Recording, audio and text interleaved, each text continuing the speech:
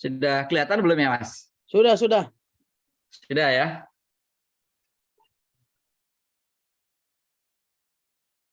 Oke, Masya Allah. Terima kasih Bang Diki ya atas kesempatannya. Bismillahirrahmanirrahim. Assalamualaikum warahmatullahi wabarakatuh. Innalhamdalillah nahmaduhu wa nasta'inuhu wa nastaghfiruh wa na'udzubillahi min syururi anfusina wa min sayyiati a'malina. May yahdihillahu fala mudhillalah wa may yudlil fala hadiyalah. Asyhadu an la ilaha illallah wahdahu la syarikalah wa asyhadu anna Muhammadan abduhu wa rasuluh amma ba'd. Alhamdulillah teman-teman yang dimuliakan Allah ya, pada kesempatan yang berbahagia ini alhamdulillah atas izin Allah kita bisa bersama-sama dalam satu majelis ilmu ya, dalam satu majelis silaturahim ya, yang semoga majelis kita pada malam hari ini ya dari awal sampai akhir senantiasa mendapatkan barokah dari Allah Subhanahu wa taala. Shalawat serta salam senantiasa tercurah kepada junjungan kita Nabi Agung Muhammad sallallahu alaihi wasallam, kepada keluarga, sahabat dan umatnya hingga yaumul kiamah. Alhamdulillah ya, yang pertama Masya Allah luar biasa tadi begitu masuk room sudah lengkap. Ya, sudah ada Pak Presiden ini, Masya Allah ya. Ini dahsyat ini Aspakin ya. Sejak kepemimpinannya Pak Fahmi cukup luar biasa ya. Mungkin kalau secara pertumbuhan omset istilah teman-teman eksponensial gitu ya. Jadi ini Aspakin ini eksponensial gitu ya. Jadi Masya Allah semoga ya dengan Pak Fahmi ya, Bang Fahmi sebagai presiden dan juga teman-teman pengurus DPP bisa menjadi satu ya sarana yang luar biasa dalam membersamai mengawal Aspakin ya untuk menjadi satu lembaga, satu organisasi dalam memberikan satu kebermanfaatan yang lebih luas. Terlebih Masya Allah ya di akhir tahun 2022 ya kita baru saja mendapatkan kabar ya di depan mata kita ya, termasuk ya ada salah satu saudara kita yang sedang Allah berikan ujian ya di Cianjur dengan adanya gempa bumi. Nah, ini mari menjadi satu pelajaran yang luar biasa bagi kita ya. Semoga para korban ya yang Allah berikan ujian dimudahkan, diberikan kekuatan, ketabahan dalam menerima ujian, bisa melaluinya ya. Yang dalam keadaan sakit semoga lekas diberikan sembuh, yang ya bangunan ya kondisi fisik sudah luluh lantah Allah berikan ganti dengan yang lebih besar, lebih luas insya Allah. Lebih untuk Kang Yadi nih, Kang Yadi Masya Allah yang dalam waktu dekat kita akan meet up ya, termasuk pada malam hari ini di acara Road to GWU, Road to meet up gitu ya. Yang terakhir ya akhirnya sepertinya belum hadir, semoga insya Allah ya Kang Yadi diberikan kekuatan ya dalam membersamai keluarganya di Cianjur. Ya Allah berikan kekuatan ya untuk kemudian insya Allah bisa membersamai, bisa memberikan satu sarana ya, kemudahan gitu dalam mengarungi ataupun melewati ujian-ujian yang Allah berikan. Teman-teman yang dimuliakan Allah, ya, pada kesempatan malam hari ini tema yang diberikan, saya kemarin sempat ragu ini jadi atau tidak gitu ya, karena dengan Kang Yadi sempat sudah agak mepet, saya memberikan beberapa hal poin-poin, terus kemudian kurang 2 atau 3 hari Allah ada ujian Cianjur gitu, saya kira tidak jadi gitu ya, saya kira tidak jadi. Terus tadi pagi saya dihubungi Bang Diki gitu, ternyata jadi gitu, sehingga ya sedikit membuat materi agak dadaan itu yang mungkin nanti dalam penyampaian banyak sekali kekurangan, mohon maaf. Yang insya Allah ya saya berharap semoga apa yang nanti malam malam hari ini kita diskusikan, kita simak bersama-sama, semoga bisa memberikan satu kebermanfaatan ya, kebermanfaatan dalam pertumbuhan ikhtiar kita, kebermanfaatan dalam memaksimalkan ikhtiar kita melalui lembaga akikoh dalam melayani umat menunaikan ibadah sunnah akikoh.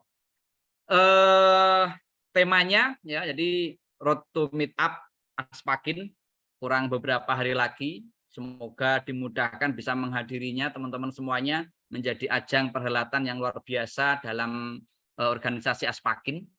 Ya, spiritual building yang kemarin disampaikan Kang Yadi, yang saya juga masih jauh dari keilmuan, saya masih jauh dari ya apa yang saya implementasikan dalam ikhtiar kami di Al-Kausar Ketan Indonesia, yang juga tentu ya kami masih sangat dangkal gitu, sehingga pada kesempatan penyampaian malam hari ini ya mungkin nanti bisa belajar bersama, itu sharing untuk kemudian harapannya bisa saling melengkapi bersama. Terus apa namanya, turunan spiritual building, yaitu jadikan kendaraan bisnismu sebagai kendaraan surgamu ya. Jadi ini menjadi satu filosofi bersama bahwasanya saat ini yang sedang kita ikhtiarkan ya, melalui kita melayani para shahibul hakikoh ya, insya Allah ini akan menjadi satu kendaraan yang insya Allah kendaraannya kuat, kendaraan yang insya Allah bisa membawa banyak penumpang, ya, kendaraan yang insya Allah ya menuju tujuan yang kekal, tujuan yang mulia, yaitu tujuan di surganya Allah. Nah ini insya Allah Bismillah menjadi satu semangat kita bersama, sehingga apa yang kita perjuangkan gitu ya, kadang kita mengelolanya di luar jam kerja gitu ya, di luar office hour bisa sampai mungkin 10 jam, 12 jam, bahkan 15 jam, atau mungkin ada yang sampai 20 jam itu. Nah, semoga segala aktivitas yang dicurahkan, segala energi yang dikeluarkan ketika kemudian orientasinya pada surganya Allah, insya Allah semuanya bernilai pahala di sisi Allah. Allahumma amin. Teman-teman yang dimuliakan Allah, ya, yang selanjutnya tadi sudah dikenalkan oleh Bang Fahmi ya, jadi saya Muhammad Farid.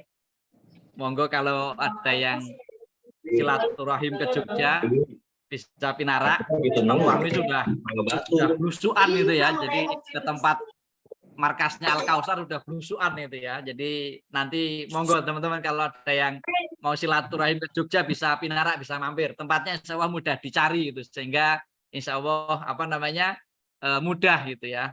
Pak Sekjen itu ya, Bang Rian itu juga sudah belusuan, dan beberapa teman-teman Asmakin gitu, sehingga insya Allah dengan kenal, dengan bisa bersilaturahim akan menguatkan ya, akan menguatkan tari silaturahim kita insya Allah.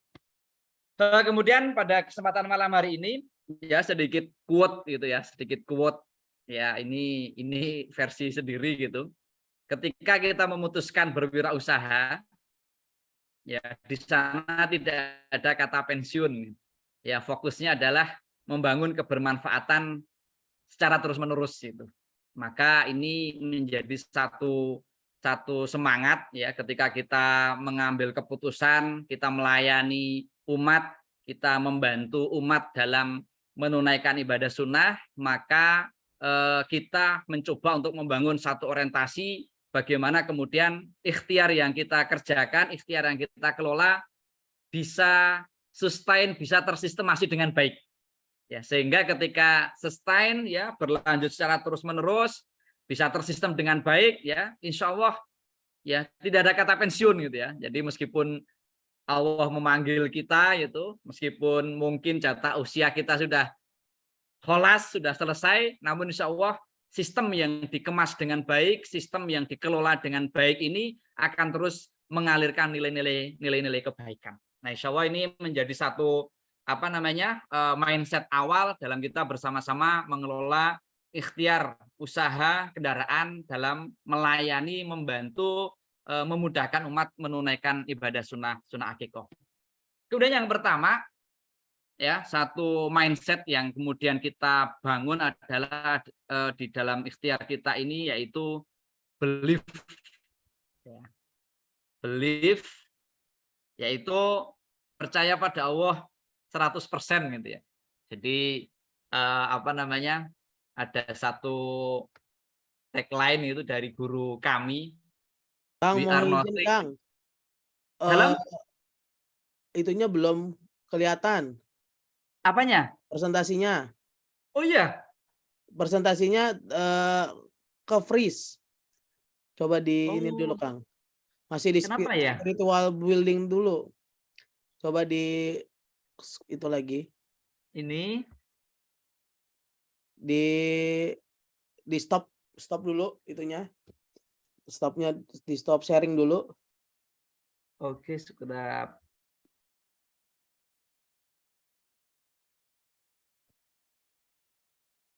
Terus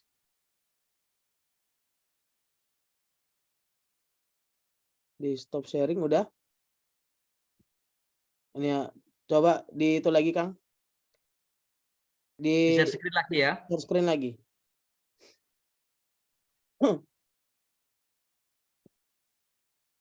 Oke, coba di play.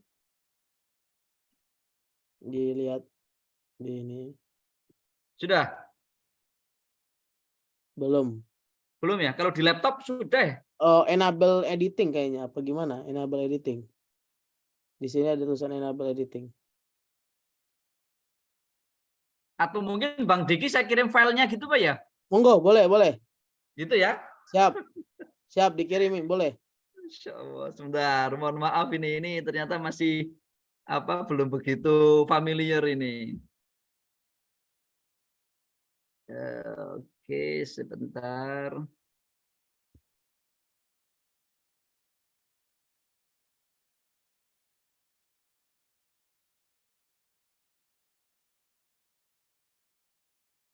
Mohon ditunggu ya, teman-teman.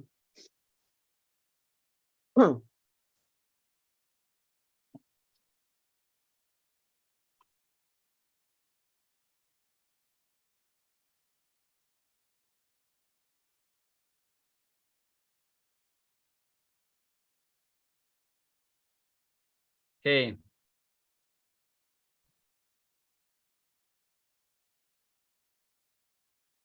Oke, silakan bisa dicek Bang Diki. siap lagi loading.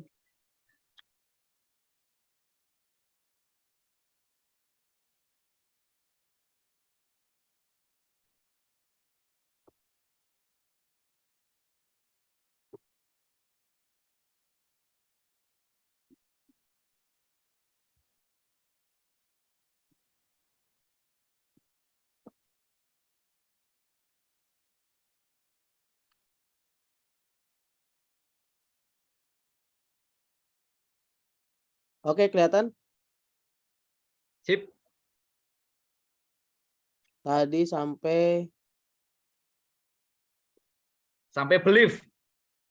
belief ya. Oke, ini Kang.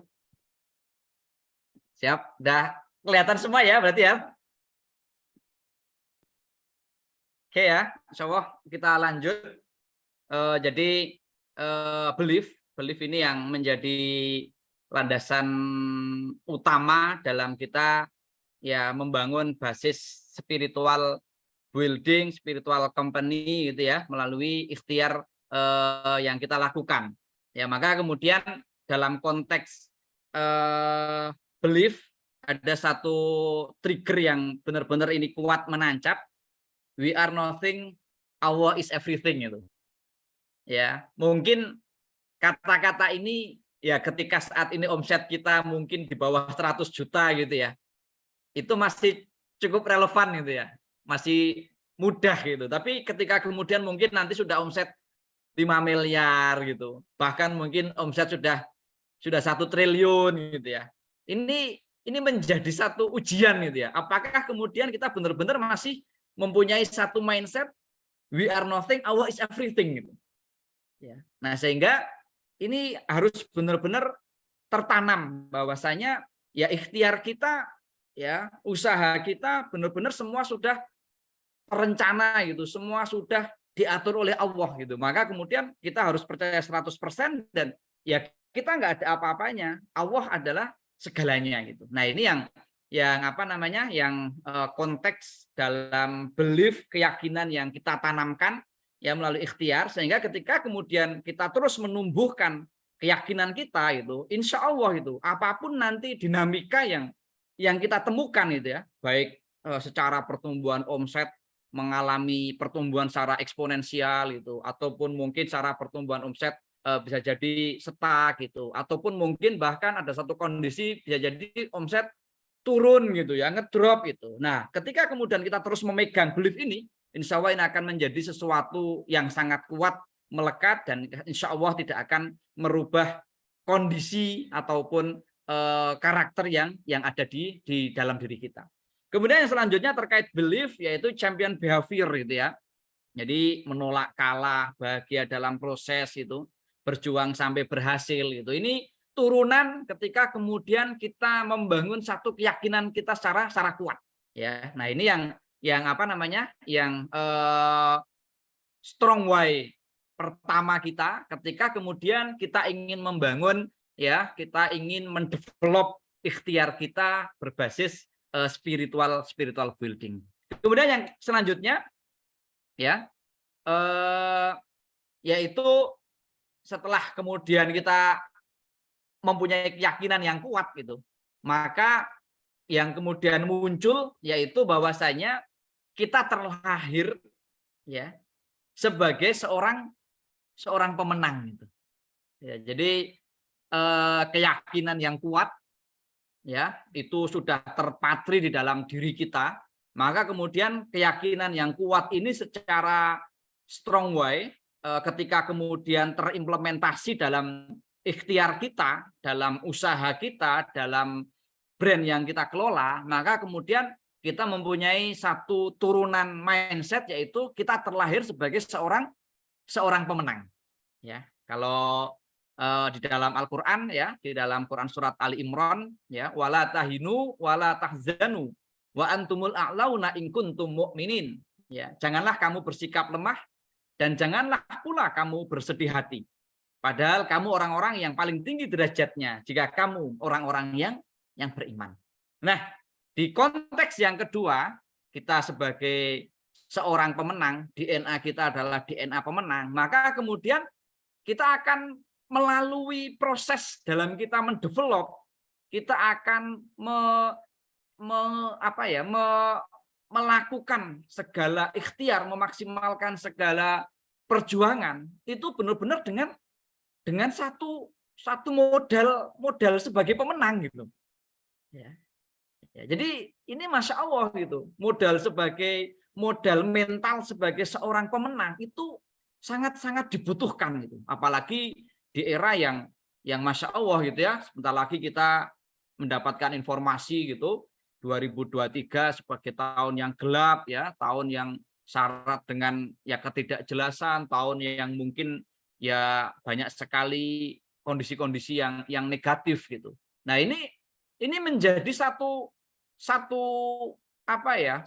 pagar gitu, bahwasanya di depan apapun kondisinya ya sudah, kita sudah siap melewatinya, kita sudah siap melaluinya. Karena apa? Karena kita terlahir sebagai seorang pemenang ya. Seorang pemenang pasti dia akan bisa melalui dinamika ujian-ujian yang ada untuk kemudian akan mengantarkan dia sebagai seorang pemenang. Nah, ini ya Allah yang dalam konteks kita mendevelop ya basis ikhtiar usaha secara spiritual, bagaimana kemudian DNA kita sebagai pemenang harus terbangun kuat, sehingga DNA pemenang ini akan terus mengawal gitu ya, mulai dari proses, mulai dari etika, mulai dari menghadapi ujian itu insya Allah akan benar-benar dilalui dengan gentle, dengan sesuatu yang insya Allah kemudian akan menjadi seorang pemenang.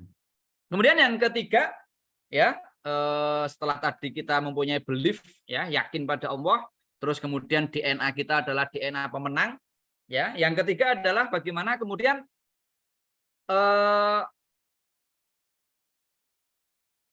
mohon maaf ya, berkarya ya. Nah, ini yang ketiga, yaitu berkarya melebihi usia.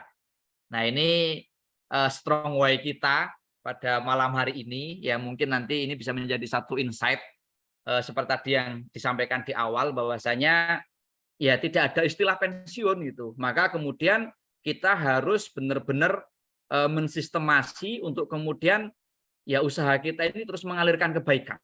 Ya, saya masih ingat sekali ketika tahun 2017 ya, waktu itu ya kita ingin menata sistem gitu ya. Jadi 2016 kita ingin menata sistem ya. Mosok usahane kayak gini gitu, terus mulai rame, namun ya orang-orang tercinta kita terforsir gitu. Wah, ini harus coba kita sistemasi gitu. Terus kemudian kita belajar gitu sampai kemudian ada satu kondisi yang saya masih ingat waktu itu tahun 2018 ketika kita merekrut SDM. Jadi waktu itu saya merekrut SDM orang dapur ada sekitar 6 orang. Ya, saya cukup kaget 6 orang yang kami rekrut ini mempunyai background yang berbeda-beda. Namun mereka ingin masuk Al-Kausar dengan semangat yang sama gitu ya. Jadi ada yang mereka dari hotel gitu.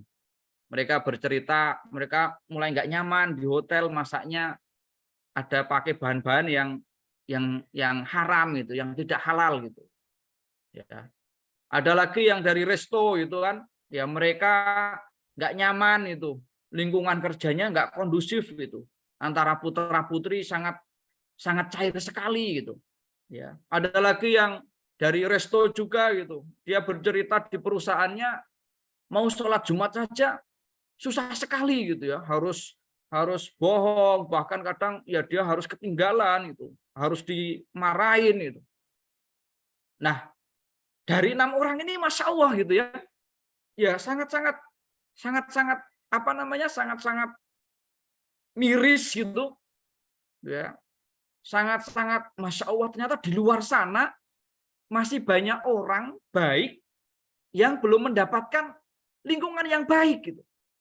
Ya, maka waktu itu ya menjadi tambahan semangat Bismillah gitu.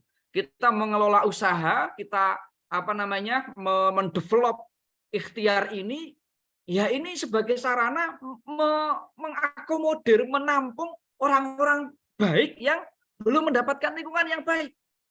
Ya, karena kita belum bisa membuat sistem dengan kuat, wis saiki sing digoleki wong sing apik, minimal mereka mendapatkan lingkungan yang baik. Maka ini menjadi satu yang sangat luar biasa. Ya. Nah, berkarya melebihi usia, ini kita ada 2 hal. Yang pertama, menjadi hamba dengan persembahan kualitas amal terbaik sebagai bekal menghadapnya, serta meninggalkan karya atau amal solih yang terus mengalirkan kebaikan. Ya, Masya Allah. Ya, di dalamnya ada orang-orang baik, itu mereka mendoakan, ya mereka menjalankan ibadah, gitu mereka Masya Allah dengan bersemangat bekerja di lingkungan kita bisa menunaikan ibadah dengan baik ya. Masya Allah ini satu legacy gitu. Satu warisan yang Masya Allah ketika kemudian ini bisa tersistem ya saya yakin itu ketika kemudian tidak ada kita itu apakah karena kita sedang keluar kota atau kemana atau memang kemudian tidak ada kita karena Allah sudah memanggil kita. Masya Allah, maka ini akan menjadi satu legasi karya amal soleh yang akan terus mengalirkan nilai kebaikan. Berkarya melebihi usia yang kedua adalah membangun imperium bisnis. Ya, untuk melipat gandakan amal soleh sebagai bekal kita berjumpa dengan Allah serta membebaskan umat dari kemiskinan. Ya, kita menata usaha kita. Ya, omset 50 juta kita tata bisa kemudian tembus 100 juta, 100 juta kita tata bisa tembus 500 juta, 500 juta bisa kita tata sampai 1 miliar, ya 1 miliar menuju 10 miliar, 50 miliar, 100 miliar gitu ya. Terus berapa? 500 miliar, 1 triliun itu. Wah, ini imperium itu. Imperium yang ketika dari awal 50 juta atau mungkin 5 juta kita sudah mulai mengisi dengan nilai-nilai kebaikan, ya kita sudah bisa mensistemasi dengan nilai-nilai kebaikan, maka ketika kemudian Allah berikan kesempatan kita bisa achieve di angka 1 triliun, ya maka kemudian di sana ada satu imperium bisnis yang kemudian tujuannya adalah melipat gandakan amal soleh.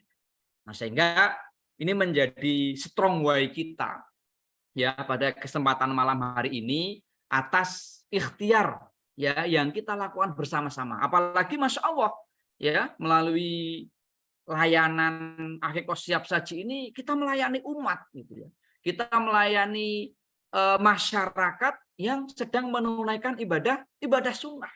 Sehingga sangat-sangat Masya Allah nilai-nilai kebaikan, nilai-nilai pahala yang Allah hadirkan ini sangat-sangat berlipat. Ya, ketika misalnya Masya Allah ya kita bisa melayani 1000 customer, ya kita layani dengan baik, kita layani dengan sungguh-sungguh, ya kita layani dengan penuh keikhlasan, ya pelanggan kita puas, ibadah akikahnya insya Allah bernilai barokah, maka kemudian kita insya Allah mendapatkan ya pahala kebaikan dari setiap pelanggan yang menunaikan ibadah akikah lewat kita. Nah, maka Masya Allah tentu ini akan tadi konteks mengalirkan kebaikan, konteks menjadi imperium bisnis yang akan melipat gandakan amal solih, Masya Allah ini sudah ada di depan mata. Nah, maka kemudian Masya Allah teman-teman ya silahkan dicari alasan sekuat mungkin gitu ya. Apakah big why, apakah strong why ya dalam teman-teman mendevelop usaha akikahnya gitu. Sehingga insya Allah ketika mempunyai satu spirit, mempunyai satu strong why yang kuat itu, saya yakin insya Allah ini akan menjadi modal, ini akan menjadi energi yang bismillah akan memberikan satu kekuatan dalam mengarungi dinamika-dinamika, ujian-ujian, proses-proses pertumbuhan yang akan dilakukan ke depannya. Itu bagian dari strong why. Kemudian yang selanjutnya ya jadi next adalah terkait dengan implementasi gitu ya. Jadi memang ini secara singkat nanti bisa sambil diskusi. Jadi saya membuat rumusnya adalah 4T gitu ya. Jadi turunan atas ikhtiar yang akan kita lakukan setelah kemudian kita mempunyai satu mental spiritual, mempunyai satu strong why spiritual yang sangat kuat, maka kemudian implementasinya ini kita turunkan dalam rumus 4T gitu ya. Jadi saya sering membuat rumus yang itu menjadi satu mimpi gitu ya. Jadi 4T itu ya bisa jadi satu target kita, achievement kita 4 triliun gitu ya. Ya sangat mungkin sekali bagi Allah gitu kan. Dulu waktu di presidennya Bang Hasan itu kan sudah dipaparkan tentang market size ya, tentang bisnis akikah gitu. Masya Allah ya, market size-nya sangat cukup kuat gitu ya. Terus mungkin nanti ada turunan-turunan gitu. Nah ini Masya Allah gitu, sangat mungkin bagi Allah. Saya punya teman ya dulu jualan kambing bareng gitu ya. Jadi dulu waktu masih mahasiswa jualan kambing bareng gitu. Terus setelah menikah kita bubar, ada yang usahanya lain gitu, terus ada yang kerja di perusahaan gitu, ada yang saya melanjutkan di akikah gitu. Nah, ada satu teman saya ini yang dia usahanya itu konsultan kesehatan ya, konsultan kesehatan karena ini mertuanya ini orang pemain jamu itu, terus dia melanjutkan usaha mertuanya. Ya dia istiqomah pelan-pelan itu ya. Ya suatu saat kemarin beberapa bulan yang lalu saya kaget itu kan, saya silaturahim ke sana, dia bercerita sudah ya SDM-nya karyawannya itu sudah hampir 1000 orang. Ya, karyawannya hampir 1000 orang, terus secara omset itu sudah hampir 1 triliun gitu ya. Wah, Masya Allah itu, saya kaget itu. Padahal ya dulu kalau jualan kambing ya 10 hari tidur bareng gitu ya, pas nganter kambing ya pakai motor nganter kambing gitu. Namun ternyata Masya Allah gitu. Ya bagi Allah sangat mudah sekali gitu. Ya wis ini insya Allah 2022 ditutup hampir bisa achieve 1 triliun Pak Farid gitu. Wah, ya, 1 triliun gitu. Masya Allah gitu. Nah sehingga saya coba memvibrasi gitu kan. Ya sudah rumusnya gitu, kalau ada teman tadi yang melihat video dapur kita tagline-nya dengan 3T gitu kan. Ayo kita menuju 3 triliun gitu. Ya tepat tepat rasa, tepat jumlah, tepat waktu gitu. Nah, kita membahasakan mudahnya 3T itu. Termasuk pada malam hari ini ya, strategi implementasi kita melalui 4T gitu ya, 4 triliun gitu. Ya kita insya Allah bersama-sama sedang menuju 4 triliun gitu ya. Semoga dimudahkan ya. Amin ya teman-teman semuanya. Amin ya. Jadi 4 triliun. Yang pertama, terkelola SDM ya. Terkelola SDM dengan baik. Ya ini dalam spiritual building kita yang menjadi isu pertama adalah terkait dengan SDM. Karena memang SDM ini Masya Allah ya ujiannya sangat sangat luar biasa. Ya kadang kalau kita nggak kuat mindsetnya, wis omsetnya gede tapi nek iso SDM-nya nggak usah akeh-akeh gitu ya. Karena mumet mikir SDM gitu kan. Ya kalau teman-teman sudah mengelola SDM cukup panjang itu ya luar biasa dinamikanya gitu. Nah, terkait dengan SDM ya saya tidak begitu mendetailkan ya, namun ada beberapa insight yang kemudian ini bisa menjadi satu pegangan ketika kemudian kita bersama-sama dengan tim, ketika kemudian mengalami satu proses seleksi ya, proses dinamika itu kita akan meresponnya dengan satu respon yang positif gitu, karena biasanya dengan SDM ini Masya Allah ya kalau respon kita nggak positif ini sangat-sangat menyita energi kita. Nah yang pertama terkait dengan SDM ya kita memposisikan SDM kita ini sebagai aset dakwah kita ya. Jadi saya sering apa namanya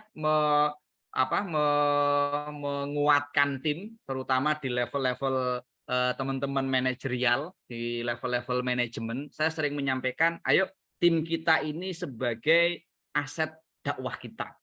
Ya, karena Masya Allah gitu ya, ini sangat-sangat powerful itu. Coba bisa kita bayangkan ya, ketika sistem kita, ya, sistem usaha kita bisa mengelola SDM yang kemudian SDM ini sebagai satu aset dakwah, ya maka ini akan menjadi satu amal kebaikan yang sangat luar biasa.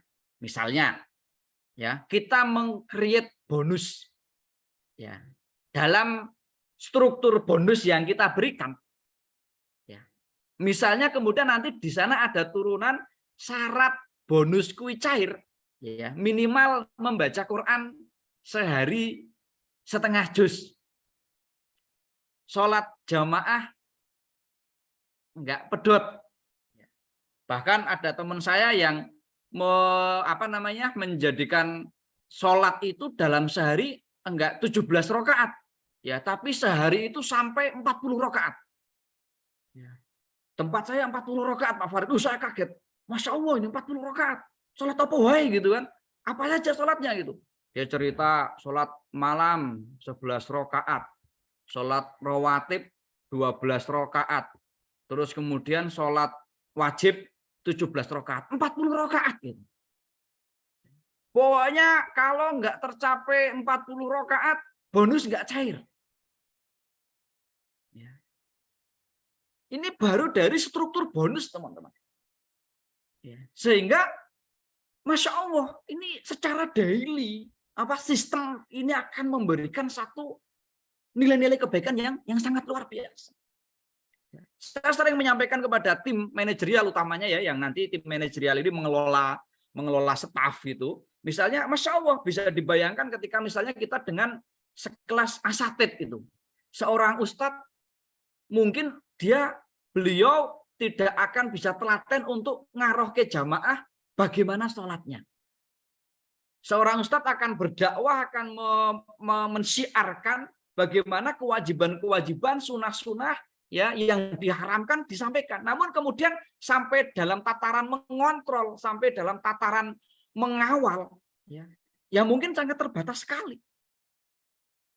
Itu aja nilai kebaikannya sudah sangat luar biasa. Apalagi kita ya dengan kendaraan tadi, kendaraan bisnis yang Allah karuniakan.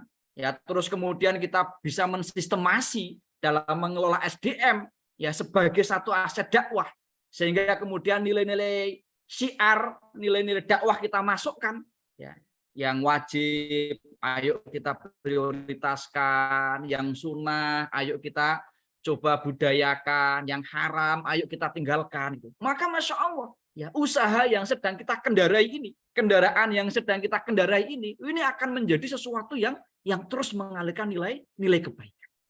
Ya, maka kemudian dalam mengelola SDM ini, ya saya melihat mindset pertama yang kemudian kita bangun, SDM kita, karyawan kita itu sebagai aset dakwah kita.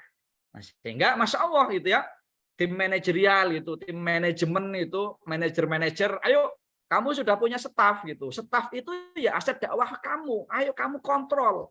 Sholatnya sudah tertib belum, ngajinya sudah ngaji belum gitu ya. Insya Allah 8 jam dalam satu hari yang kita berikan kepada karyawan kita, ini sudah menjadi satu wasilah dalam kita insya Allah menjadi hamba-hamba yang tidak merugi. Nah, maka kemudian terkait dengan SDM ya, aset dakwah ini menjadi sesuatu yang benar-benar kita serius ya dalam bagaimana kita bisa mengelola, bagaimana kita bisa bersama-sama dengan karyawan kita. Kemudian yang kedua terkait dengan mengelola SDM yaitu bagaimana kemudian kita bisa membangun satu pola kemitraan, bagaimana kita bisa membangun satu kebersamaan secara profesional. Ya, tentu ini teman-teman sudah cukup paham gitu ya bagaimana sehari 8 jam ya terdetek dengan rapi ya, tercatat dengan baik ya. Terus hak dan kewajiban tertunaikan dengan baik. Terus kemudian SOP yang dibuat itu bisa terkawal sehingga seluruh tim atau karyawan bisa bekerja dengan baik, bahkan kemudian sampai ke KPI ya, key performance indikator dari karyawan kita itu bisa terukur dengan baik, sehingga insya Allah ya ketika turunan-turunan tadi sudah bisa kita dokumentasikan, sudah bisa kita implementasikan, insya Allah ini akan menjadi sarana ya kita bisa membangun satu hubungan, satu sinergisitas secara profesional. Kemudian yang ketiga ya terkait dengan SDM, bagaimana kemudian kita membangun hubungan ya dengan karyawan ini, hubungan yang seperti keluarga gitu. Ya jadi ya kalau sudah banyak yang hubungan bos dan karyawan gitu sehingga kadang ya sudah nggak memperhatikan bagaimana sisi-sisi kemanusiaan tim itu, yang diperhatikan hanya sisi-sisi pencapaian atau bisnis gitu. Maka kemudian dalam mengelola SDM ya kita harus bagaimana memperhatikan bagaimana SDM kita ini ya seperti keluarga. Ya kok datang suasananya cemberut gitu. Kok datang suasananya kusut gitu. Nah, ini mungkin nanti bisa kita ajak ngobrol gitu ya. Ada masalah apa? Oh, bisa jadi di rumahnya ada masalah yang kemudian dia bawa ke perusahaan. Nah, ketika kemudian kita bisa membangun komunikasi yang baik, insya Allah ya SDM akan benar-benar merasakan satu keluarga, atmosfer kekeluargaan yang sangat luar biasa. Sehingga ketika terbangun satu atmosfer ya budaya kekeluargaan yang kuat, bismillah, insya Allah ya model-model ini HP harus dibawa pulang, masih melayani gitu. Nah, insya Allah SDM pun akan menjalankannya dengan penuh semangat, penuh kekeluargaan. Nah, itu terkait dengan T yang pertama, yaitu terkelola SDM. Kemudian yang kedua, terencana keuangan gitu ya. Jadi setelah SDM ya terkait dengan spiritual, yaitu adalah bagaimana kemudian kita membangun satu perencanaan keuangan secara baik. Nah, pada kesempatan terkait dengan tema yang disampaikan malam hari ini, sama ada 3 hal yang ingin saya sampaikan terkait dengan keuangan. Yang pertama, menghindari riba. Ya ini yang Masya Allah sudah menjadi satu semangat kita, apalagi ini Masya Allah ya, lembaga Akiko ini Allah mudahkan gitu. Insya Allah banyak cerita dari teman-teman yang beliau-beliau teman-teman kita memulai usaha tidak dengan modal, tidak dengan bank. Ya, ini sangat luar biasa. Ya dulu kami mulai tidak mau berinteraksi dengan bank sudah tahun ke 2014 itu ya. Jadi sudah mulai tahun ketiga. Ya, karena awal tahun pertama, tahun kedua kita masih gali lubang, tutup lubang gitu. Ya, jadi ya karena dari perjalanan yang sebelumnya kita masih terus berproses, sempat berinteraksi dengan perbankan sampai pada satu kondisi ya kita di tahun 2014 ya ada satu pinjaman yang sangat besar ya, karena waktu itu kita ya diberikan kesempatan oleh Allah untuk membantu seseorang. Akhirnya kita memberanikan diri untuk meminjam bank, namun Masya Allah ya akhirnya alhamdulillah atas izin Allah itu menjadi satu pelajaran yang sangat luar biasa. Waktu itu kita minjem di angka sampai 350 juta ya dalam 5 tahun ya, kita harus mengembalikan ketika diakumulasi itu jadi ya hampir 700-an juta gitu ya. Jadi sudah 5 tahun nilainya sudah 2 kali lipat gitu. Namun alhamdulillah atas izin Allah ya 2 bulan, 3 bulan berjalan, Allah sudah memberikan jalan bisa ditutup. Nah, ini yang apa namanya poin pertama ya, meskipun ini mungkin sederhana gitu ya, tapi kadang kita sering kegoda gitu ya. Jadi waktu itu setelah kita memutuskan untuk tidak dengan bank, saat itu yang kita lakukan adalah wis pokoknya kita nggak begitu ngoyo, apa ya bahasa Indonesianya ya, ngoyo itu nggak begitu memforsir ya. Nah, nggak begitu memforsir, wis ya ada rezeki ya kita pakai, belum ada ya kita tahan dulu. Kita mau beli apa, terus kok uang belum ada, ya sudahlah tak tahan dulu, nggak usah minjem bank. Ya, karena biasanya sudah ada godaan nih, wah ini setiap bulan kita sudah profit 10 juta ini, kita sudah profit 20 juta ini. Sementara kita harus beli alat dapur yang harganya 300 juta ini. Wah, kayaknya minjem bank lah. Nanti kita hitung-hitung ya, sebulan kita nyicil 10 juta, terus kita mampu, kita dapat 20 juta. Wah, ini godaan ini. Ini sebetulnya ujian itu ya. Nah, maka ditahan dulu itu. Saya kemarin dulu ya gitu, tahan dulu. Ya kita mau beli apa namanya kompor penanak nasi, wah harganya 17 juta. Kita mau beli meja stainless steel gitu ya. Stainless yang ada beberapa meja diakumulasi hampir 50 juta. Wah, ini kayaknya hitung-hitungan kita masuk. Ini kayaknya kalau minjem bank nggak apa-apa ini. Kita bisa nyicil lah setahun 2 tahun. Nah, ini ujian ya. Akhirnya waktu itu yang kita lakukan pokoknya tutup close dengan perbankan, close dengan riba. Pokoknya kalau kita mau beli sesuatu terus kemudian kita belum siap ataupun belum belum terkumpul uangnya, ya sudah, sabar dulu.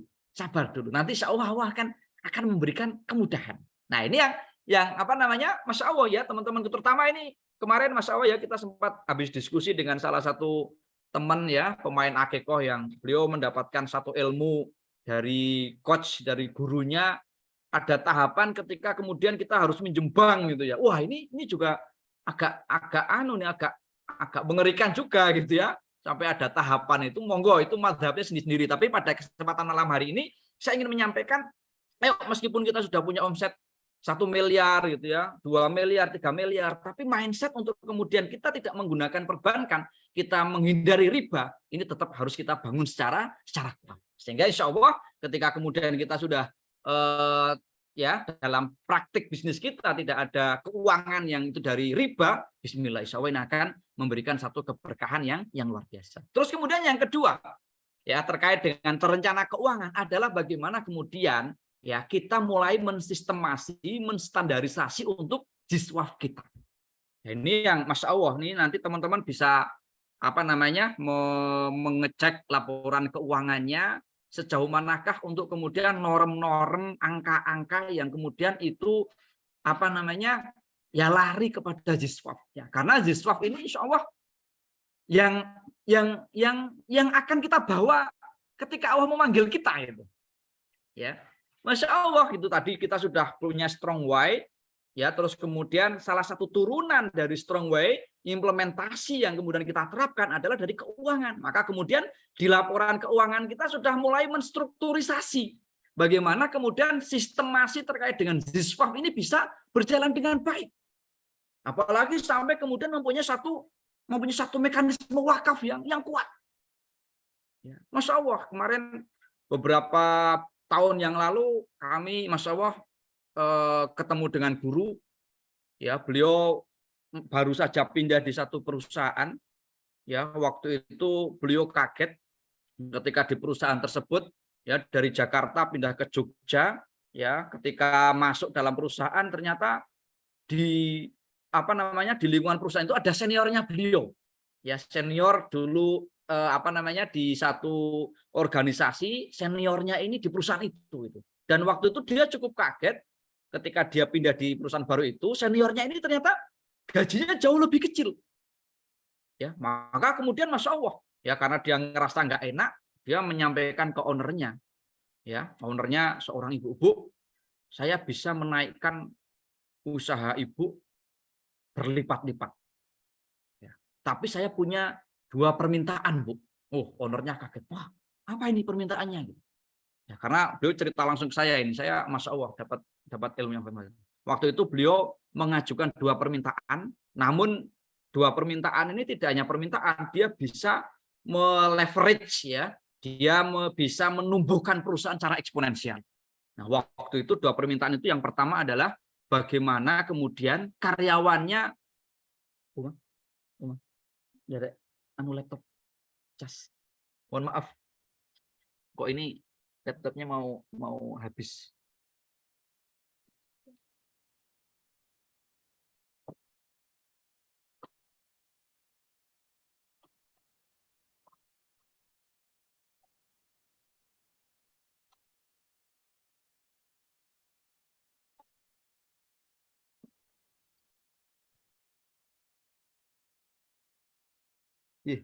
Alhamdulillah. Mohon maaf terputus sebentar. Tadi laptopnya mau habis baterainya. Jadi guru saya tadi, Masya Allah, ada dua permintaan kepada ownernya. Yang pertama adalah dinaikkan gaji karyawannya, ya, termasuk seniornya beliau. Kemudian yang kedua, ya, gaji sudah naik. Yang kedua, beliau minta dibangunkan masjid, ya, dibangunkan masjid untuk kemudian masjid ini akan menjadi, ya, bekal yang akan dibawa oleh karyawan tersebut. Masya Allah gitu. Akhirnya diberikan kesempatan oleh ownernya kepada manajer ini, Masya Allah, dalam hampir 3 tahun perusahaannya mendapatkan leverage yang sangat kuat, ya, sampai kemudian akhirnya gaji karyawan naik, dan yang terakhir disampaikan, Mas, ini sudah ada dana hampir 15 miliar untuk bangun masjid. Ya, Masya Allah, sekarang ya jadi masjid yang sangat megah. Nah, ini luar biasa. Ya, ini otomatis tentu dalam perencanaan keuangan bagaimana kemudian ya kita bisa menstandarisasi, menstrukturisasi, mensistemasi keuangan untuk kemudian memberikan satu bekal pahala, ya, bekal amal yang tidak hanya di dunia saja, namun sampai akhirat. Nah, maka ini Masya Allah, perencanaan keuangan yang tentu sangat luar biasa. Terus kemudian yang ketiga, ya, bagaimana kemudian kita berorientasi pada investasi. Wah, ini Masya Allah itu ya, tentu tidak hanya kemudian orientasinya ini pada wilayah kita saja selaku business owner, namun Masya Allah ketika kemudian karyawan bisa kita libatkan, karyawan bisa kemudian nanti mempunyai saham, wah, ini merupakan satu yang sangat luar biasa bagi karyawan, bagi seluruh kendaraan kita. Oke, kemudian yang ketiga ya, ternyata sudah mau jam 9. Sampai jam berapa ini Bang Diki ya? Sampai selesai. Ini kalau sama Bang Fahmi mah dilanjutin terus, tapi ini Masya Allah ini ya teman-teman banyak. Kalau sama Bang Fahmi sama Bang Rian kayaknya terus ini kayaknya. Ya, Masya Allah. Oke, jadi yang selanjutnya T yang ketiga adalah tertata operasionalnya. Ya, ini tertata operasionalnya. Kalau tadi yang pertama adalah terkelola SDM, yang kedua adalah terencana keuangannya, kemudian yang ketiga adalah tertata operasionalnya. Tentu operasional ya teman-teman sudah sangat paham ya, ini berkaitan dengan satu bisnis proses gitu ya, mulai dari hulu hilir ya, termasuk yang kemarin menjadi satu diskusi yang sangat hangat di Aspakin ya, terkait dengan satu lingkup, satu sekup di dalam satu bisnis proses, yaitu basis hulu ya, atau supply. Nah, ini yang bagaimana kemudian kita terus mengupayakan untuk kemudian operasional itu terbangun dengan baik. Kita sering menekankan kepada tim itu ya, di dapur itu, ayo tim dapur, sebelum mulai aktivitas dapur, sebelum memasuki ruangan dapur, masuk dalam keadaan wudhu gitu. Ya, ini terus kita upayakan masuk dalam keadaan wudhu gitu, karena kita sedang memasakkan, kita sedang meracik, ya, kita sedang meramu untuk kemudian hadir generasi yang solih-solihah. Ya, maka ketika kemudian operasional bisnis proses ini dikelola dengan baik, diisi dengan nilai-nilai spiritual yang kuat, Masya Allah, ini akan menjadi satu sarana Allah karuniakan, Allah curahkan keberkahan yang luar biasa. Jadi basis suplai tadi ya, dengan mengambil untuk kemudian bisa berjalan dengan baik, aman, sesuai syar'i ya. Terus kemudian dalam proses ya, dalam proses kita mengawal mulai dari SDM untuk kemudian dikondisikan ya dalam keadaan baik, dalam keadaan suci ya, kalau bisa ini sangat-sangat luar biasa. Dan tentu yang terakhir itu ya di distribusi. Ya, maka kita sering menekankan kepada tim distribusi kita ya tidak hanya sekedar mengantar ya, tim pengantaran kita, driver kita ini tidak sekedar mengantar seperti misalnya ketika kemudian ada lembaga-lembaga pengantaran ya, dia mengantar orang, maka kemudian ketika mengantar orang misalnya ya ada BB gitu kan, satu merek yang sangat terkenal sebelum lahirnya yang ojol itu membangun satu komunikasi yang sangat luar biasa bagi penumpang-penumpangnya itu. Nah, maka kemudian kita pun seperti itu. Kita tidak hanya sekedar driver kita wes iki saka dapur wes ready, wes siap, silakan dibawa, diantar sudah selesai. Ya. Nah, enggak hanya seperti itu, tapi kita upayakan begitu sudah diantar ya, kita doakan terlebih dahulu pelanggan-pelanggan kita. Ibu, alhamdulillah ya, paketannya sudah selesai. Ya kami doakan semoga ibadah akikahnya penuh barokah. Semoga paketannya insya Allah memberikan keberkahan, memberikan kebermanfaatan, dan insya Allah ibadah akikah yang ditunaikan, ibadah akikah yang penuh barokah bisa menjadi wasilah hadirnya generasi yang soleh-soleh. Masya Allah. Ya, ketika kemudian driver saja bisa sampai mendoakan seperti itu, Masya Allah. Ya, ini akan menjadi satu proses bisnis kita yang di sana penuh dengan nilai-nilai keberkahan. Nah, sehingga poin yang ketiga terkait dengan tertata operasional, ya bagaimana kemudian kita mensistemasi operasional baik dari sisi SDM selaku pelaku ya yang akan mengawal proses operasional, terus kemudian bahan baku yang akan kemudian diolah sampai kemudian distribusi yang akan mengantarkan kepada pelanggan itu, insya Allah ketika kemudian tersistemasi secara spiritual akan memberikan satu dampak yang sangat luar biasa. Nah, kemudian yang terakhir, T yang terakhir adalah Bang Diki. Wah, terukur gitu ya. Terukur marketingnya. Ini Mas Allah ini mohon maaf ini menampilkan seragamnya Al-Kausar gitu ya. Ya, jadi di marketing itu ada 3 tahapan ya.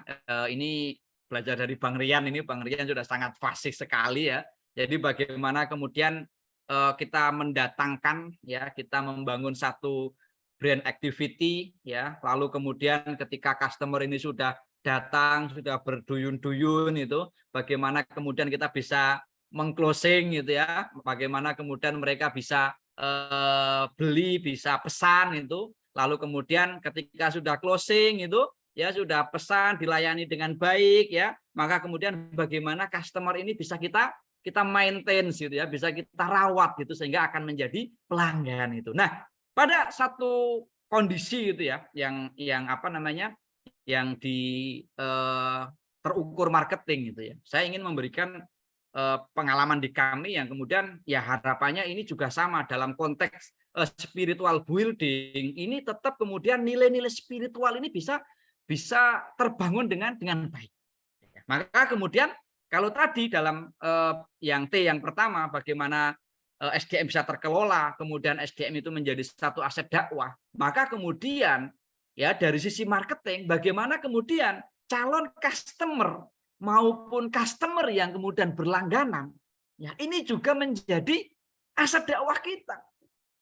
Ya, jadi Masya Allah ya di dalam mendatangkan calon customer itu, ini bagaimana kemudian kita setiap hari membanjiri konten-konten, campaign-campaign yang kemudian di sana syarat dengan campaign-campaign yang bernilai syiar atau bernilai dakwah.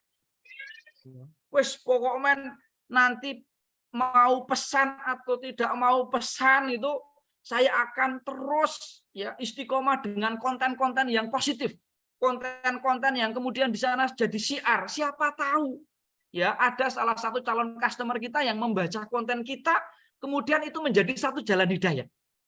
Ya. Ini mindset ya sehingga kemudian konten yang kita develop ya, campaign yang kita buat bukan campaign yang kemudian wis iki ben ngalahke akikah kae. Wah iki campaignku kuat, kayak akikah kalah gitu. Itu enggak, tapi bagaimana kemudian mindset kita dalam membangun satu syiar, satu dakwah, ini yang kemudian harus terbangun dengan kuat. Sehingga insya Allah ini implementasi dalam tim pun mereka akan menjadi semangat. Wis, ayo. Ya, saya ingat waktu pandemi 2020 gitu ya, ketika kemudian kita, Masya Allah, cukup panik gitu ya, tiba-tiba pesanan nggak ada gitu, terus yang sudah pesan banyak yang cancel gitu ya. Wah, ini gimana gitu kan? Waktu itu kita bismillah, pokoknya kita harus memproduksi kampanye kuat. Ya, kita berikan satu kampanye yang kemudian bisa menguatkan terkait pandemi, masyarakat bisa melewatinya. Maka kemudian saat itu kita terus mencari bahan, mencari informasi untuk kemudian kita bisa menghadirkan kampanye yang sangat kuat. Ya, maka kemudian di dalam mendatangkan ini, ya ini bisa kemudian kita isi dengan nilai-nilai dakwah, nilai-nilai syiar. Begitu pun juga ketika kita akan meng-closing, ya bagaimana kemudian kita mengoptimasi tim sales kita. Ya, tim sales kita pokoknya udah kalau ada yang kontak, ya direspon, dikirimi price list, setelah itu nggak ngerespon gitu kan. Ya, udah CS-nya langsung menggerutu gitu ya. Ini leads-nya lead sampah, Pak. Ya mungkin teman-teman juga ada istilah seperti itu ya. Ini leads-nya banyak tapi sampah, Pak. Astagfirullahaladzim. Ya, itu bukan sampah, teman-teman gitu. Itu karunia gitu kan. Mereka sudah membaca konten kita, mereka sudah menikmati kampanye kita, bahkan mungkin ada yang sudah mendapatkan pencerahan dari kampanye kita. Ya, kalau kemudian saat itu belum merespon atau saat itu belum jadi pesan, ya mungkin Allah belum jadi pesan saat itu, mungkin akan next yang lain gitu. Jadi mindset positif terus kita tanamkan sehingga itu bukan sampah. Maka kemudian ketika di PHP ya sudah nggak apa-apa ya, setelah itu ya kita doakan ya semoga dengan membaca meskipun tidak dibalas, nggak apa-apa Ibu, saya tetap doakan semoga Ibu Masya Allah ya dicurahkan rahmat yang luar biasa. Wah, Masya Allah. Ya, ini satu hal yang sangat luar biasa itu. Apalagi yang closing gitu ya. Apalagi yang closing, yang tidak closing aja bisa kemudian kita doakan, apalagi yang closing. Nah, ini Allah bagian dari kita terus membangun satu spiritual. Bahkan kemudian yang merawat, yang maintenance gitu ya. Masya Allah, yang maintenance gitu, mereka sudah pesan ya, mereka sudah Masya Allah memberikan testimoni, memberikan survei pelanggan ya, maka kemudian ayo ini kita jadikan, apalagi kita punya database gitu ya, anak-anaknya kita kita sapa orang tuanya untuk kemudian bagaimana mendidik anaknya gitu, Masya Allah gitu.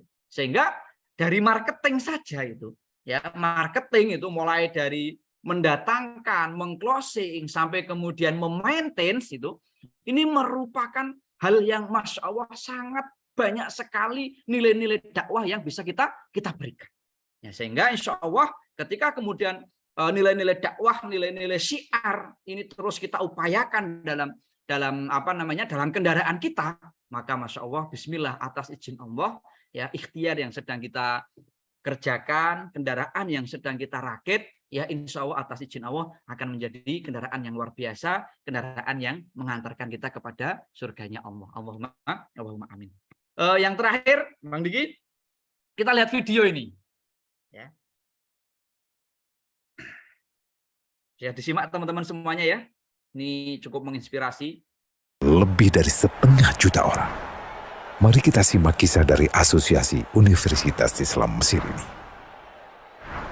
Al-Kisah dari kampung kecil bernama Tafahna Al-Ashraf, distrik Middle Ghamir, Provinsi Dakohlia, Mesir, ada 9 orang sarjana miskin lulusan Fakultas Pertanian. Lalu mereka pun sepakat membuat sebuah peternakan unggas, sembari mencari mitra ke-10. Namun mereka terbentur modal. Maka dengan sekuat tenaga mereka kumpulkan dari hasil menjual tanah, perhiasan istri, hingga meminjam. Meski tidak banyak terkumpul, namun mencukupi untuk memulai usahanya. Pertanyaan tersisa, siapa mitra yang ke-10? Insinyur Solah, satu dari mereka, pun berkata, Aku sudah menemukan mitra yang ke-10. Siapa? Kata teman-temannya. Allah, lanjutnya. Allah akan menjadi mitra usaha kita yang ke-10. Allah akan mendapat 10% dari keuntungan kita. Dengan perjanjian, Allah yang akan memberikan perlindungan dan pemeliharaan, keamanan dari segala wabah penyakit. Akhirnya mereka pun sepakat. Kontrak kerjasama pun ditulis secara rinci dan dicatatkan ke notaris. Lengkap dengan peran mitra ke-10 tersebut. Tak disangka, setelah satu musim bisnis mereka langsung meroket. Jauh dari yang dibayangkan sebelumnya. Lalu mereka pun kembali bersepakat menambah jatah keuntungan mitra ke-10 menjadi 20% di musim kedua. Dan begitu seterusnya hingga mencapai 50%. Lalu bagaimana keuntungan mitra ke-10 itu dialokasikan? Dimulai dengan membangun sekolah dasar Islam putra, lalu lanjut putri, kemudian sekolah menengah putra, kemudian putri. Tambah lagi madrasah alia putra, lalu putri. Tapi karena keuntungan terus membanjir, akhirnya dibentuklah Baitul Mal. Dan mereka pun mengajukan ke pemerintah untuk membangun universitas di kampung. Awalnya ditolak dengan alasan tiadanya akses bagi para mahasiswa.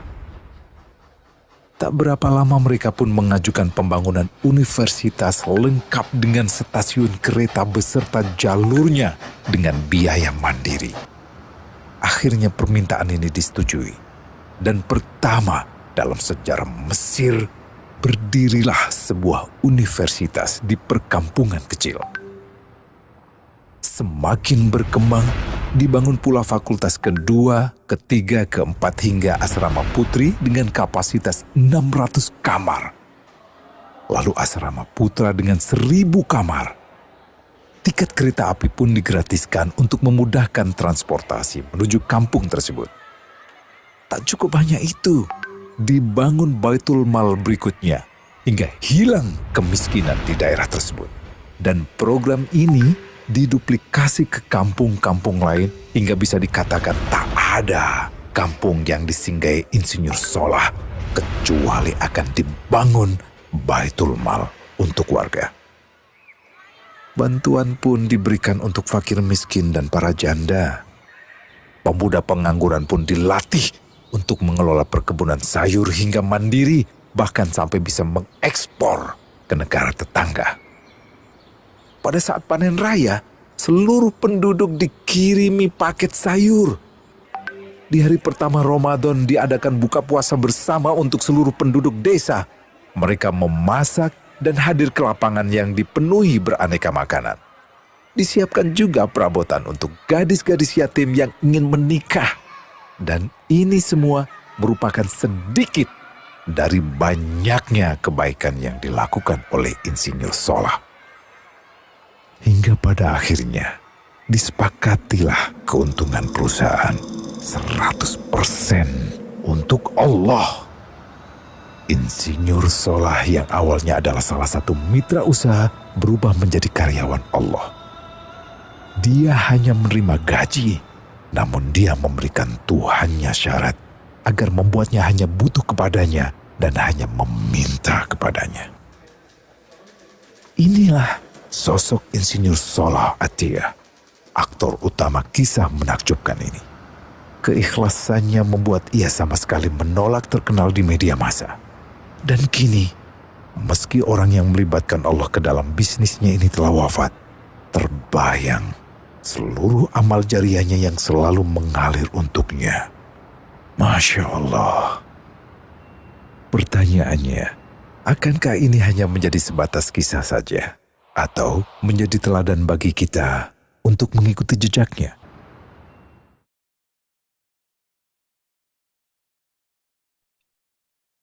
Global Wakaf dari Global Alhamdulillah. Islamic Philanthropy. Allah.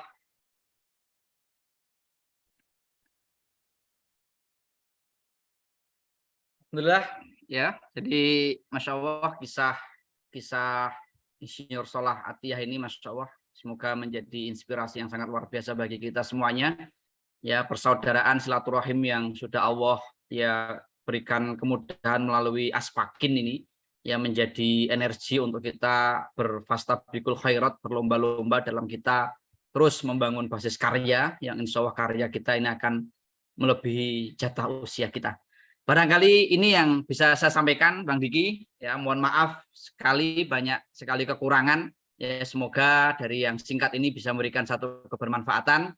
Ya, kurang lebihnya mohon maaf. Billahi taufik wal hidayah. Assalamualaikum warahmatullahi wabarakatuh.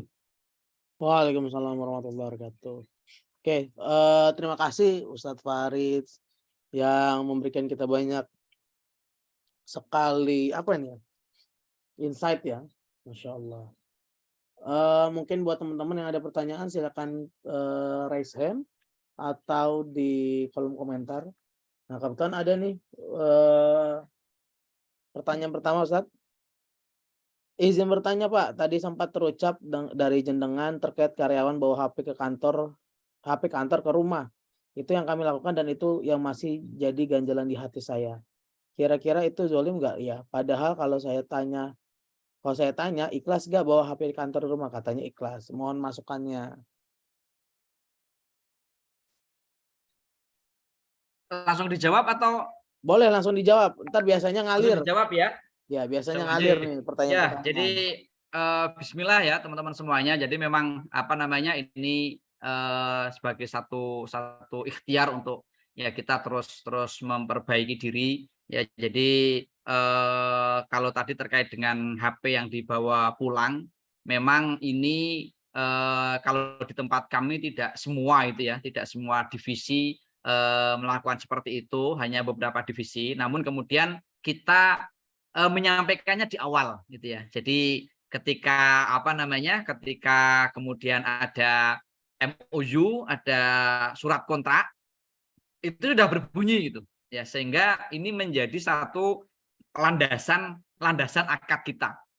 Ya, ketika kemudian sudah terakadkan dengan jelas ya hak dan kewajibannya dan kemudian semuanya saling ridho, Masya Allah ya, insya Allah kalau dari saya gitu ya, menurut saya pribadi, insya Allah tidak ada masalah itu. Maka kemudian konteks yang menjadi perhatian adalah akad itu ya, karena memang ketika membawa HP ke rumah, kemudian harus melayani itu di sana ada sisi effort ya, sisi bagaimana kemudian mungkin jam kerjanya tidak hanya 8 jam gitu, jam kerjanya bisa di atas 8 jam itu. Maka di situ ada satu turunan hak dan kewajiban yang kemudian bisa menjadi satu kesepakatan bersama. Nah, mungkin seperti itu. Jadi konteksnya adalah di akad diperjelas, jangan sampai di akad tidak jelas tiba-tiba dalam proses perjalanannya pokoknya kamu harus dibawa pulang HP-nya, kamu tetap harus melayani. Nah, kalau yang seperti ini tidak baik, tidak pas, tapi ketika kemudian sudah ada akad, semuanya sudah ridho dengan turunan hak dan kewajiban yang sudah difahami, disepakati bersama-sama, insya Allah ini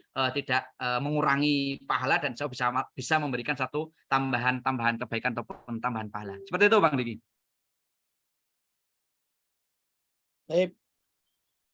Oke, ada bertanya nih. Ustadz, gimana tentang terkait dengan 2023? Mohon opininya Ustadz.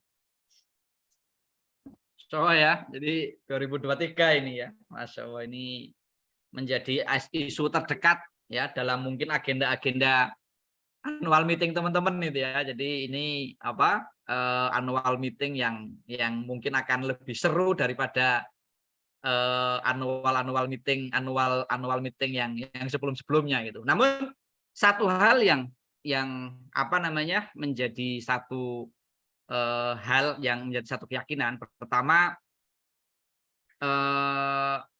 tadi kita mempunyai Allah itu. Ya, ini yang terus kita jadikan satu kekuatan sehingga ada resesi atau tidak ada resesi, insya Allah ya akan semakin menguatkan keimanan kita. Ya, nah ini yang landasan pertama. Kemudian yang kedua, kalau kemudian kita menganalisa resesi itu, sebetulnya kita sudah sedikit banyak punya pengalaman gitu ya. Jadi pertama mungkin tahun 98 ketika ada krisis gitu ya. Ketika ada krisis ini ya informasi yang saya dapat ya, karena waktu itu ya juga belum mengikuti secara detail, kejadiannya ya cukup cukup tiba-tiba gitu ya. Sehingga secara preparation gitu, secara persiapan belum bisa disiapkan dengan baik. Ya. Terus kemudian Masya Allah di tahun 2020 yang kita masih cukup hangat ya, cukup jelas di depan mata kita bagaimana kemudian pandemi gitu ya. Pandemi yang tiba-tiba masuk di negara kita ya, yang kemudian benar-benar memporak-porandakan satu tatanan gitu. Ya ini sama secara tiba-tiba sehingga tidak terprepare gitu, tidak terprediksi gitu. Nah, namun yang informasi yang beredar terkait dengan tahun 2023 ini kan masih satu opini yang kemudian kita masih mempunyai satu kesempatan untuk mempreparasi gitu. Sehingga relatif ya kita lebih bisa untuk mengelola ataupun mengatur. Namun dua pengalaman ini sedikit banyak sudah bisa menjadi satu pelajaran. Terutama di 2020 bagaimana kemudian kita mengelola ya usaha kita, ikhtiar kita dalam melayani para sohibul hakikoh. Masya Allah, banyak sekali teman-teman yang mendapatkan ya momentum ketika pandemi kemarin. Ya, jadi Masya Allah teman-teman di sini ya dulu grup kita ramai sekali gitu ya ketika awal pandemi masuk. Wow, semua berkaitan dengan SDM itu, ini SDM-nya mau dibawa kemana, SDM-nya mau diapakan, wah ini pesanannya sudah sulit, enggak ada gitu. Namun ternyata banyak teman-teman kita yang kemudian mendapatkan momentum ya ketika pandemi malah kemudian bisa meleverage. Nah, saya optimis gitu ya. Saya optimis gitu, tetap di resesi nanti ada celah untuk kemudian kita bisa membangun satu basis momentum yang bisa kita upayakan.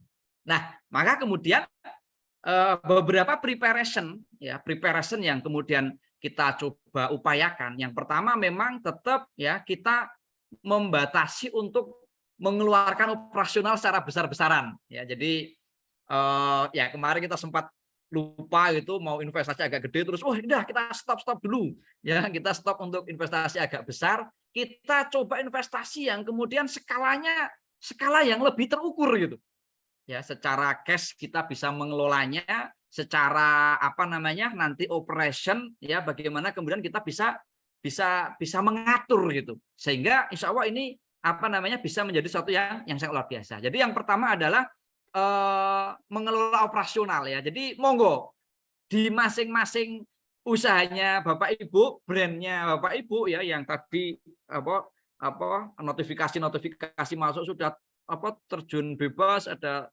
turun gitu ya. Ya diatur bagaimana kemudian cost bisa ditekan semaksimal mungkin. Nah, ini nanti sama Bang Fahmi ya. Insya Allah besok waktu meet up ada sesi bagaimana kemudian bisa mengelola cost structure ya. Kalau yang lebih ekstrim istilahnya namanya cost killer gitu ya. Jadi bagaimana kemudian cost yang tidak begitu penting di killer gitu, di keep gitu, enggak perlu gitu. Ya, yang kemudian bisa ditahan atau dibayarnya tempo, lakukan itu gitu. Ya, saya beberapa kali dulu ketika mulai merintis ya, saya dengan beberapa mitra ketika saya nggak mampu, saya bayarnya tempo. Ya sudah ada ikatan, saya ini kok cashnya belum siap, saya minta waktu gitu ya. Alhamdulillah, boleh, alhamdulillah boleh. Nah itu boleh diupayakan. Ya, maka kemudian yang kedua adalah bagaimana mengelola cost, ya, bagaimana mengatur keuangan dengan baik. Setiap mau melangkah, lihat cost structure-nya. Ya, kalau perlu misalnya dengan SDM gitu, ya SDM sudah diotak-atik angkanya gitu kan. Ini paling enggak sampai 3 bulan atau 6 bulan sehingga kontrak yang dibuat biar jadi tidak langsung 1 tahun. Ini kontraknya sekarang 6 bulan dulu. Mau ada potensi resesi gitu. Sehingga ya bismillah kita berdoa bersama-sama gitu. Sehingga insya Allah ini 6 bulan bagaimana kita bisa men-saving. Nah, ini akan sangat luar biasa. Jadi yang kedua adalah bagaimana mengelola cost, bagaimana mengelola struktur keuangan untuk kemudian bisa beradaptasi ketika memang kemudian nanti potensi resesi itu bisa masuk. Kemudian yang ketiga itu ya, bagaimana kemudian kita menajamkan marketing kita gitu. Ya, ini Masya Allah ini Bang Rian ini ya ahlinya ini. Ini luar biasa ya. Jadi ketika ada resesi itu bisa jadi setiap orang mereka panik. Ya. Nah, lembaga akikah kita menjadi lembaga yang kemudian bisa memberikan warna untuk kemudian orang itu tidak panik. Ya, kalau dulu Masya Allah momentum pandemi gitu ya, akhirnya kemudian memuncul campaign yang merata bagaimana pesan bisa lewat rumah ya, pesan tidak harus datang ke kantor gitu ya, di rumah tetap bisa berakikoh gitu. Nah ini sebagai wujud ya tetap kita ingin meleverage gitu, kita ingin menajamkan marketing kita ingin menguatkan brand aktivasi kita. Ya maka kemudian ketika resesi pun ya meskipun wah kok ini turun bebas, tapi tidak mengurangi kita tetap membangun campaign, kita membangun satu strategi marketing yang kuat. Ya kalau perlu iklan ya monggo diatur keuangannya. Ini cukup nggak iklannya? Saya cukup sampai berapa? Kalau tidak organik, bagaimana organik? Ya. Nah inilah yang kemudian bagaimana mengatur strategi marketing untuk kemudian tetap dalam misalnya ada potensi resesi, tetap bagaimana marketing ini bisa running. Ya, karena biasanya marketing ini jadi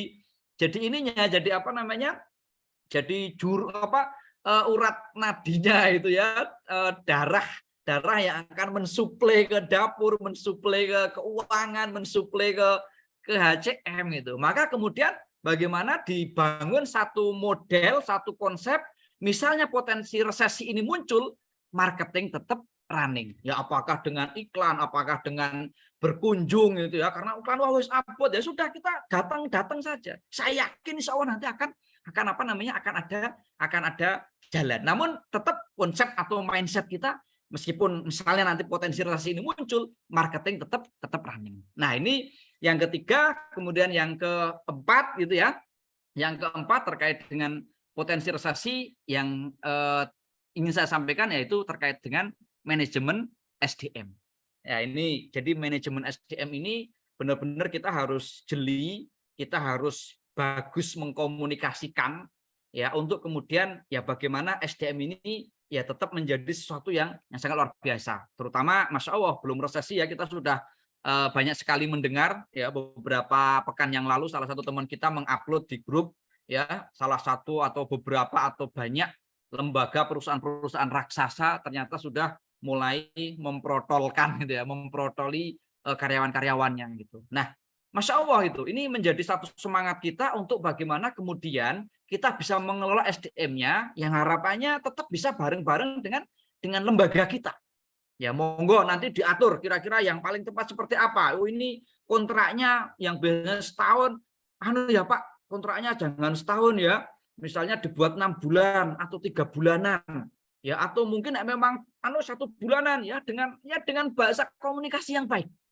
Ya, saya kira insya Allah untuk membangun satu komunikasi dengan SDM, mengelola SDM ini insya Allah akan luar biasa. Karena biasanya yang pertama ya ketika kemudian marketing ini nanti nggak maksimal, kita sudah nggak ada effort untuk mengelola marketing sehingga marketing nanti nggak maksimal masuk dalam dalam kegiatan kita, maka turunan yang selanjutnya adalah berkaitan dengan SDM gitu ya. Dengan SDM yang ini semakin berat ujiannya. Nah, sehingga bagaimana kemudian dengan SDM apakah kontraknya, apakah statusnya ya itu bisa dikelola. Saya yakin dengan tadi ya mulai dari cost terus marketing yang kita runningkan terus SDM yang kita kelola lebih jeli, bismillah insya Allah kita akan siap melalui resesi. Yang selanjutnya ya terkait dengan resesi apapun itu, potensi itu tetap terbuka lebar.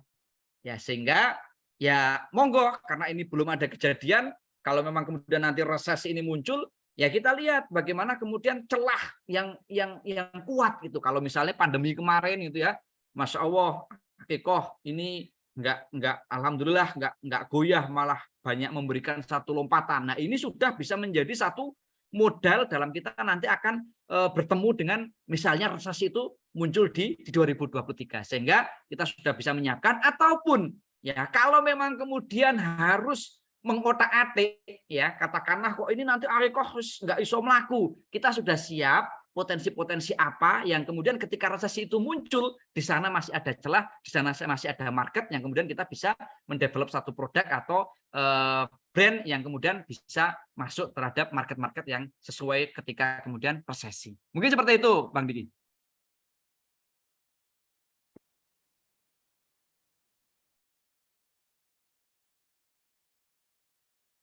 Oke, siap.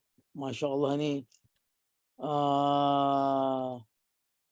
Satu tips yang komprehensif ya dari Ustaz Farid terkait dengan resesi ya dari awal sampai akhir. Kira-kira ini banyak yang mengeluh Ustaz, turun, omsetnya turun, bahkan katanya ada yang terjun payung. Nah, mungkin bisa kasih semangat Ustaz bagi yang turun-turun, bagi yang terjun payung. Ya, Masya Allah ya teman-teman semuanya. Jadi ya eh, apa namanya? Ya itu menjadi satu challenge gitu ya. Satu satu tantangan itu bahwasanya ya kita dalam mengelola usaha ini melalui satu proses gitu. Nah, sehingga setiap proses yang apa namanya? Setiap proses yang Allah hadirkan itu harapannya benar-benar kemudian bisa memberikan satu hikmah, satu pelajaran, satu energi untuk kemudian kita bisa lebih baik kembali. Nah, salah satunya terkait tadi yang disampaikan Bang Diki ya terkait dengan omset yang turun gitu. Nah, omset yang turun ini ya harus kita maknai bukan segala-galanya gitu ya. Bukan apa namanya terus wah usahaku wis ora layak, usahaku sudah nggak layak gitu. Nah, ini bukan kemudian langsung sepihak seperti itu gitu. Tapi ini harus kita maknai oke, saat ini omset turun itu. Nah, saatnya kemudian teman-teman terus mendalami ya, omset turun ya mesti ada sebab akibat itu. Memang paling mudah itu kalau mencari sebab itu keluar gitu kan. Wah, ini omset turun di sini karena resesi ini gitu ya.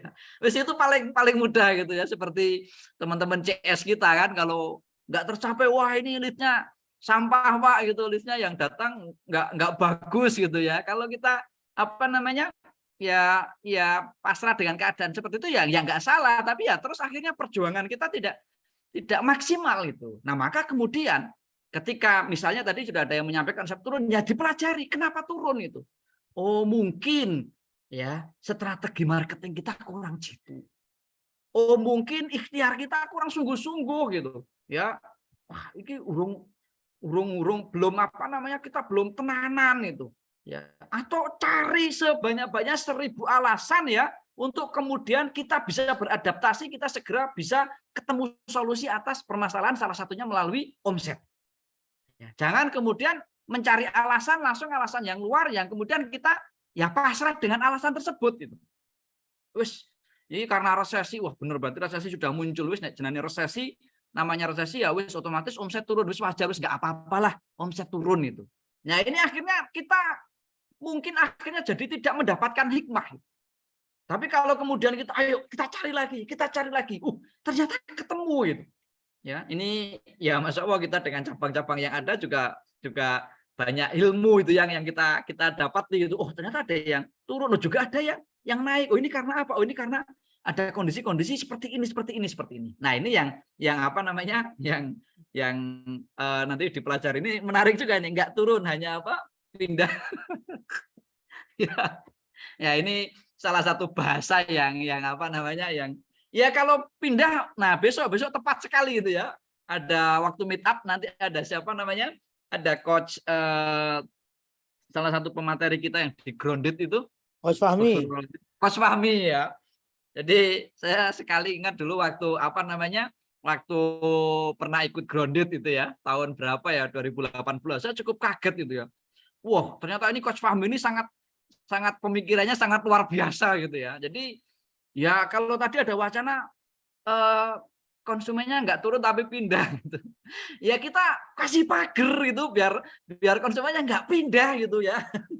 Jadi kita tahu pindah kok diamin aja dibuat pagar gitu biar nggak pindah, direbut jangan pindah gitu. Dalam konteks ya karena tadi kita sudah belajar spiritual gitu ya tetap dalam konteks yang kemudian kita membangun satu basis etika yang beretika seperti itu. Mungkin seperti itu Bang Diki.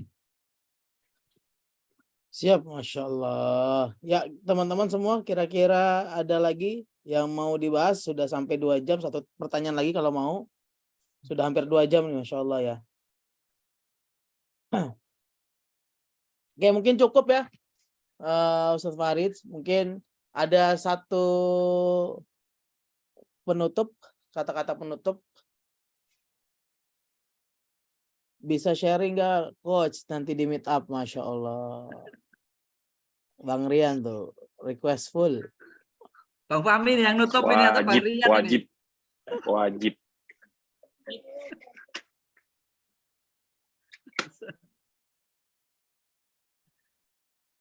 Ya. Nanti dibuat sesi khusus karena banyak ya sesi nanti buat teman-teman juga. Ada satu sesi full buat untuk DPP Aspakin mungkin bisa tuh 1,5 jam nanti dari panitia. Kalau nggak tahu mau ngomong apa dari DPP Aspakin, Ustadz Farid saya suruh masuk gitu. Astagfirullah. Oke, siap. Mungkin ada kata-kata penutup, Ustadz. Ya, apa ya? Ya, kata-kata penutup yang mungkin ini sering jadi sering jadi joke guyonan di teman-teman pengusaha gitu kan. Ya, jadi teman-teman pengusaha itu punya satu joke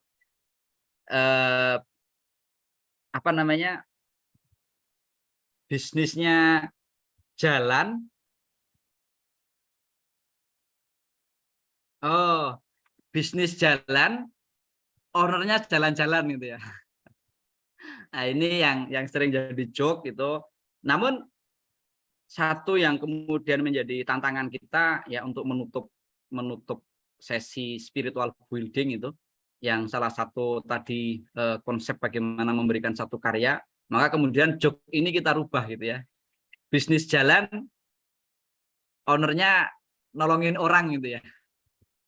Nah, ini Masya Allah yang dilakukan Pak Pres kita ini sangat dahsyat itu, sehingga ya orientasi bisnis yang menjadi salah satu karya ya yang kemudian di sana akan memberikan kebermanfaatan, maka secepatnya mari kita mensistemasi bisnis kita men-set up bisnis kita untuk kemudian bisa running well, berjalan dengan baik, sehingga ketika kemudian bisa berjalan dengan baik, kita akan mempunyai banyak kesempatan untuk kemudian kita bisa banyak membantu orang.